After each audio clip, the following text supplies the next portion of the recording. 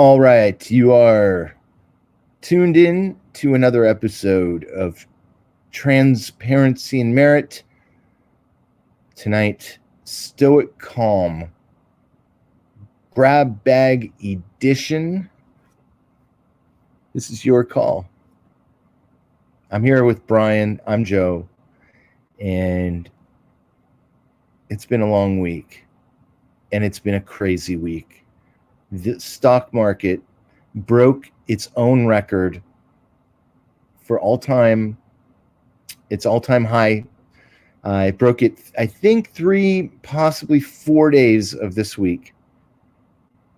And I did a show the other night on finance. I'm going to do another one. We're going to do more updates on these financial areas. So that was kind of on my mind because I've been calling for several months now since Bitcoin took a big drop. And I thought that was the best buying opportunity in the world. And I'll be honest, not one person, okay, maybe one, but that's not confirmed. I think nobody that I told and I said, this is a buying opportunity, get in, get some, hold it, because we're going to break our all-time high at some point. And maybe not in that distant future. And so since then, we've seen not the surge of last time yet, but we have growth in progress. It's growing.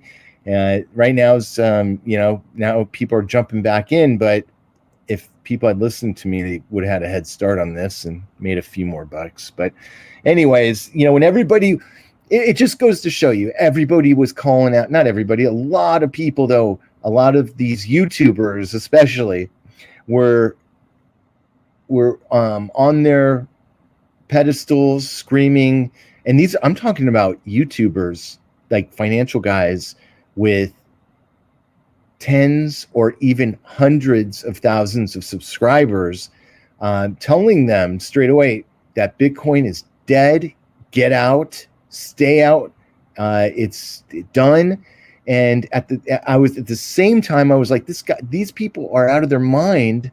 We're going to see all-time highs. And but yeah, man, there you go. That took a lot of people out of the Bitcoin deal. So there's probably a lot of people that are pretty bummed out right about now. Probably like, oh yeah, but I'm not. I position myself higher, and we're going on this ride. So it's not too late. I don't think. I think we're still in a good position. But like I tell everybody with Bitcoin, super volatile. If you can't stand the ups and the downs, and you're playing with scared money, don't do it.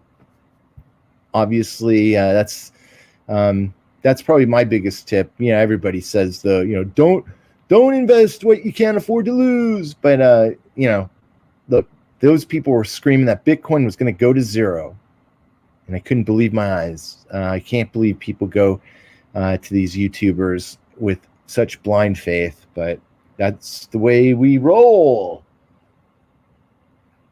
Brian, what's up with you? Well, I mean, these are some troubling times here, Joey.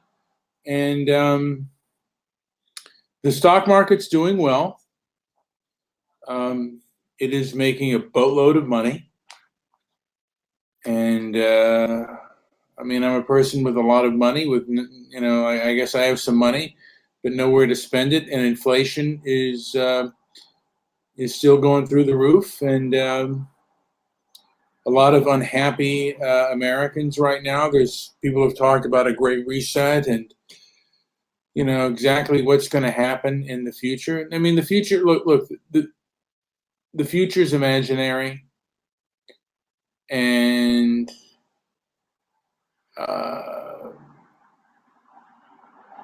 some people are good at prognosticators on what's going to go on in the future for the stock market, but it's really I don't know. It's hard to gauge what will make a profit and what won't. It's just it's I don't know. It's something that's out there that that's just you know it's like I'm making a profit as of now, but I'm nervous because things are so up in the air. We have a virus right now that has been very politicized, and we don't want to get. I guess like the truth is really hard to come by as of now, and discussing about this subject has become volatile and harsh. And it's like, I mean, we can discuss whether wearing a mask is good and whether wearing one is not. We can, I'd like to think that we can make our own decisions on what is best and what is not. But I guess as of now, on the internet has rules, and social media certainly has rules, and it's not bringing people together. It's really kind of tearing them apart, and that's and other subjects as well. It's not bringing people together. It's not making for a common humanity. It's really dividing us, and it's kind of sad how divided we are, and the perceptions that we have with one another.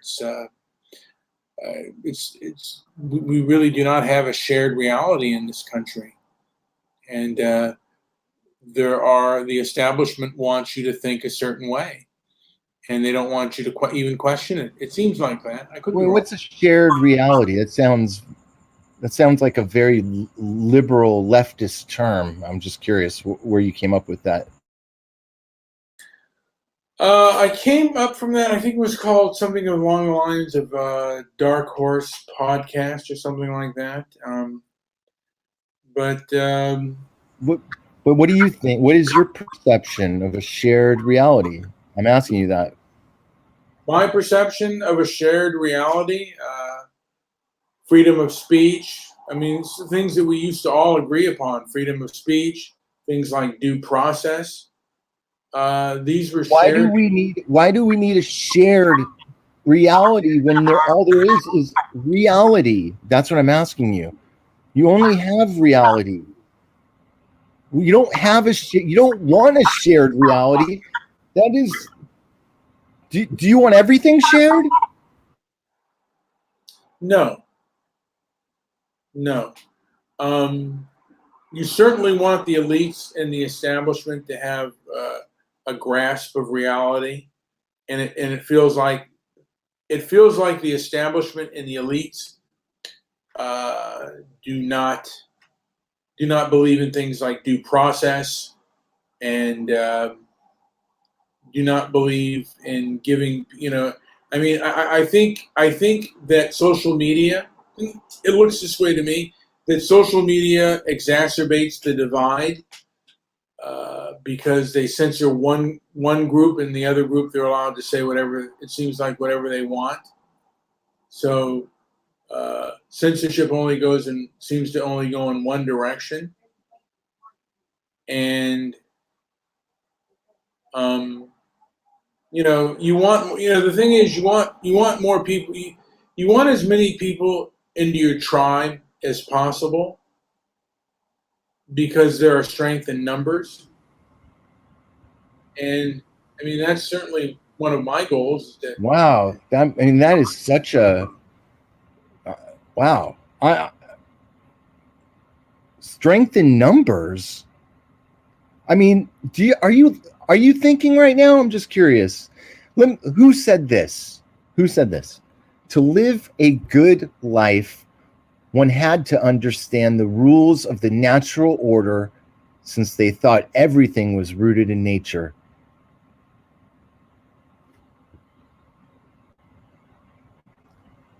That was our boy up here, Zeno. He was the master of Stoicism. Do you agree with that statement? Yes. Yes. And I miss it sorely. I think in the 1970s, we still had a smidgen of that. Yeah, I'm old. But I remember a time where we still had a, a, a smidgen left.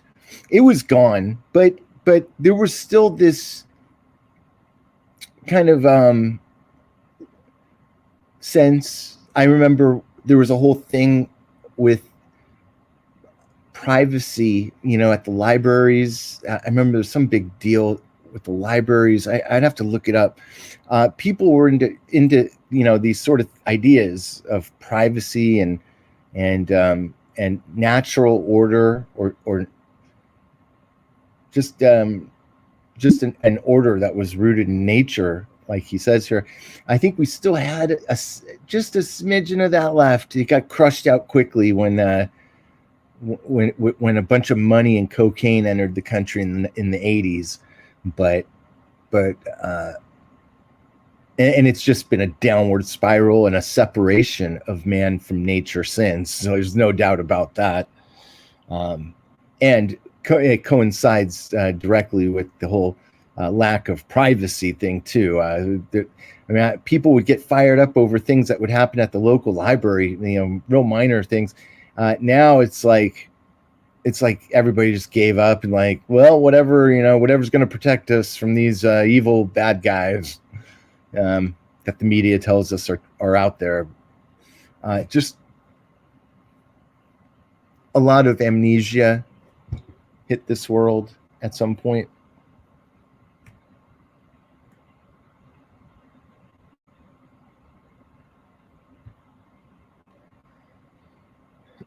Yeah, you know what I mean. It kind of. Hello, Mandy. It kind of did. And there's a natural strength in numbers. Of course, I'm not going to give up the truth just because the majority is not on my side. But just by nature, there is strength in numbers, and I have a preference. It's not. I totally disagree with that. Okay. You don't think there's strength in numbers? I think right now what you're saying is maybe you don't see it, but what you're saying is the most fundamental roots of communism. And I'm not sure I don't know how you don't see that, but I think that I've seen individuals, I've seen them stand up on their own 2 feet and fight and get what they fought for, and that resulted in changes that affected a lot of people. So I don't believe that at all. I've seen it. It happens, and guess what? It's not covered in the media. You don't see it because that's not what the strength. Let me ask you this. If you're so right, let me just add, what's the population of California?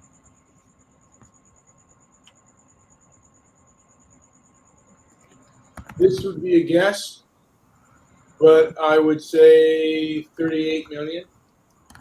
Wow, that's a lot of people. Yeah, that is a lot of people. It's about 38 million. Let me ask you something. How big is the government of California? How many people exist in the government? Are there more than 38 million government workers? No. All right.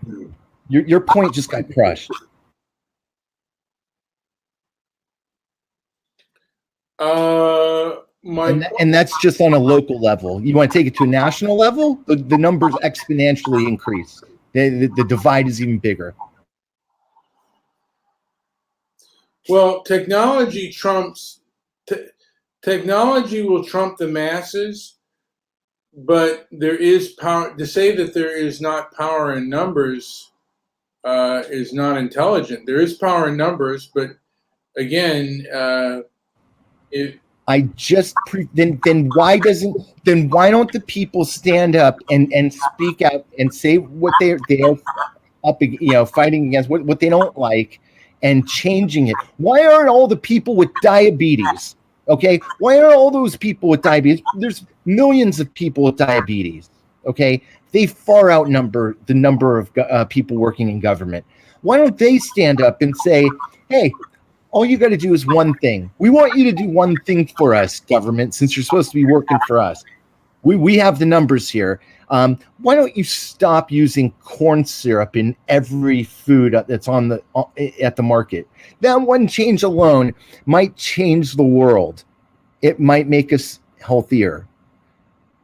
Why don't they do that if what you're saying is true? Are you saying that the diabetes people have no voice? Are you saying they're so stricken with this debilitating diabetes that they can't put a pen to paper, write some sort of claim or affidavit and submit it and stand behind it? Are you saying that?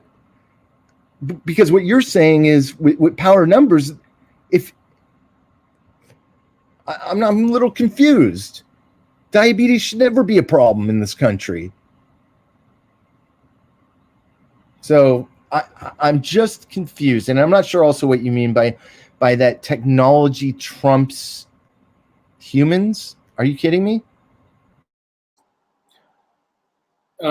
Technology trumps in any kind of conflict, or in most conflicts, technology can trump the masses. Like in a state of war, the technology. Whoa! Wait a second here. Don't jump to war. Give me a real life example where technology trumps the will of the people. Because last I checked, computers and technology are lacking two things that mankind has. Computers do not have will, and they do not have spirit. Okay, those are two things they will never have. Maybe that for some people that's a sad realization, but without those two things, they could never trump me. Well, as of now, technology, cancel culture has been enhanced by technology, and it doesn't seem to have the will of the people, but they have the technological advance behind them where they can do that. The ADL is a very unpopular organization,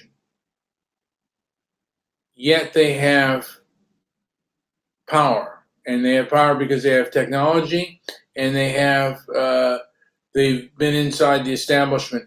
I mean, however, if you go onto their YouTube page, they have disabled the comment section and the like to dislike ratio. But they may not be popular, but they do have power, and they have power because they have mastered the world. The people who are the movers and shakers within the technological movements, within the social media movements. The same thing with the Southern Poverty Law Center. So sometimes you don't even have to be popular to have power over the masses. Most people, I think, would, if most people were to decide, do they want a free internet with freedom of, do they want social media and an internet with freedom of speech and freedom of thought? I think the majority of people would say, yes, I do. But that's not the case. And the powers that be don't want that. So that's what we have. The same thing with our immigration policies. I don't think America ever wanted the number of immigrants coming to our shores. But that, we didn't have any choice in that. Most people that were here, probably when they were here in America, when slavery was going on, most Americans, Americans of European descent, and the people arriving here, probably, if you asked them, do you think it's a good idea to bring Africans to be slaves? They would have probably said no. But there wasn't a democracy here, and we're not a direct democracy, but the will of the people in this country has never been you know been I don't know what the word is, but it's never been actualized. America's always been for more secure borders, and if they had a vote, they would be in favor of a merit-based immigration system, and they may be even in favor of a much more stricter immigration system. But that's never taken to a vote, so you'll never know. I would assume that most Americans would probably be against birthright citizenship if they had their choice. Anyway, I've talked too much. Joe, do you have anything to add of anything that I've said?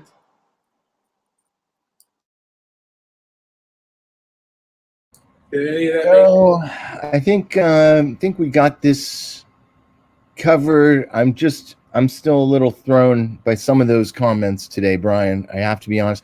Yeah, you did a show yesterday, and I made a mistake. What was that about? It was just me bloviating about self-improvement.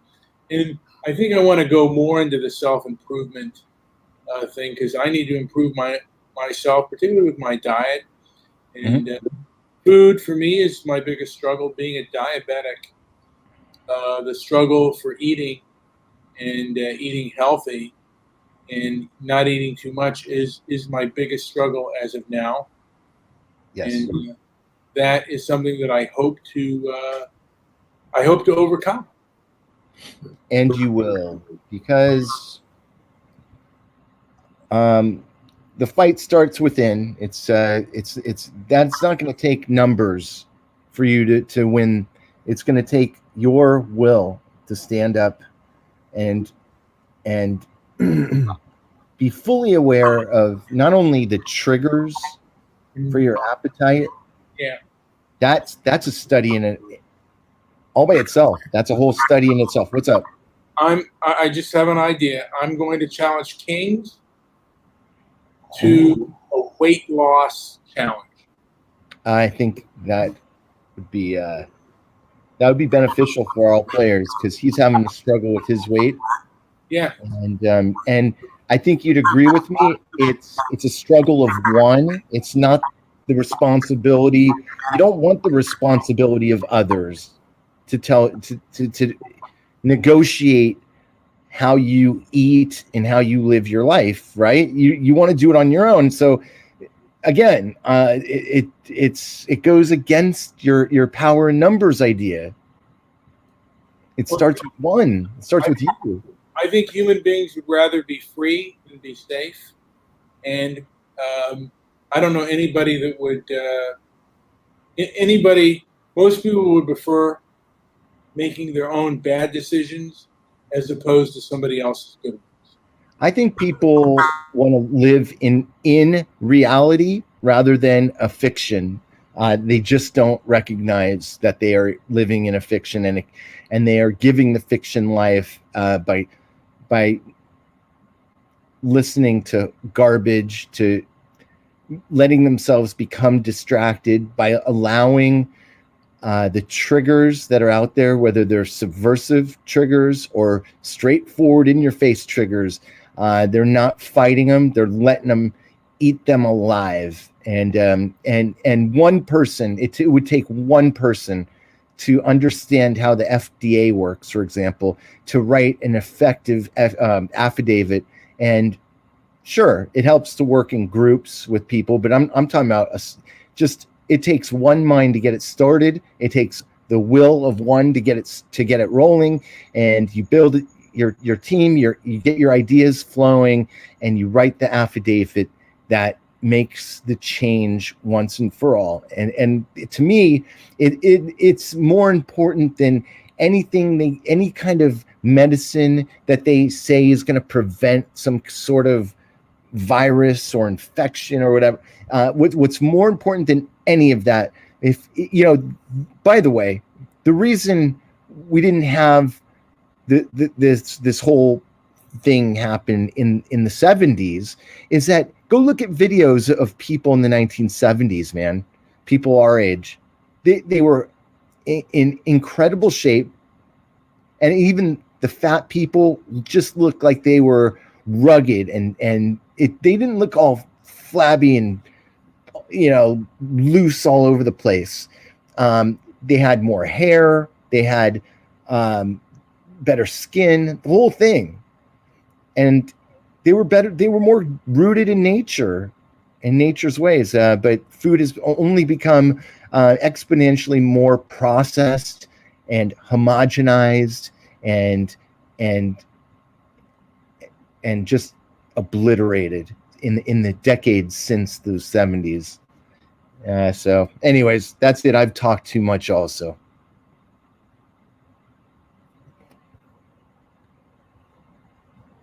Well, food has, I just think there is an addiction to food that is not necessarily addressed. Corn syrup's very addictive. You're probably right. And how do we break that addiction? And you know what? Nobody has to do anything for us, and we're all grown adults, and there's plenty of food. I know there's a lot of food with corn syrup, but there's a lot of food without corn syrup. And you know what? You have to break that addiction. You have to break the addiction of carbs. And in reality, you only, for the most part, like me and Kings, we could live the rest of our lives and only eat one meal a day. Easier said than done, but that's what Jack Dorsey does. Yeah. All right. Well, that might have been a bad example, but yeah, that's it. Challenge is on. We're going to present this to Kings. Jack Dorsey died, but I'll tell you this: Jack Dorsey is a healthy person, but he's not a noble person. I think he's a very unnoble and very sneaky person. I really don't. I don't like him as a. I mean, he's really like. It's almost like he's a supervillain to a degree. He's so sneaky and underhanded, like the things he's done. Anyway. I'll get into him later. He's one of the most. I mean, well, I don't think he's as unlikable as the Facebook guy, but all of the major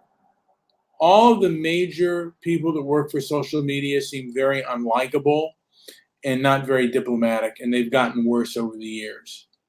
And it is what it is. But you know what? There are other social media platforms. I think you and I, Joe, should go on there, and we should meet interesting people that are interested in human growth and reality and truth. And that may be a minority of people, but reality is reality. Whether it makes reality isn't supposed to make you feel good.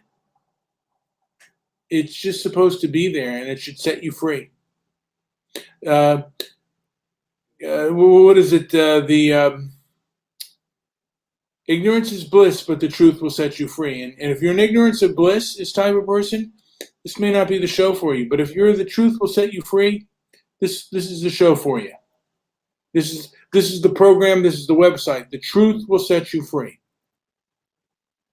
You don't want to be ignorance is bliss, because ignorance can hurt you.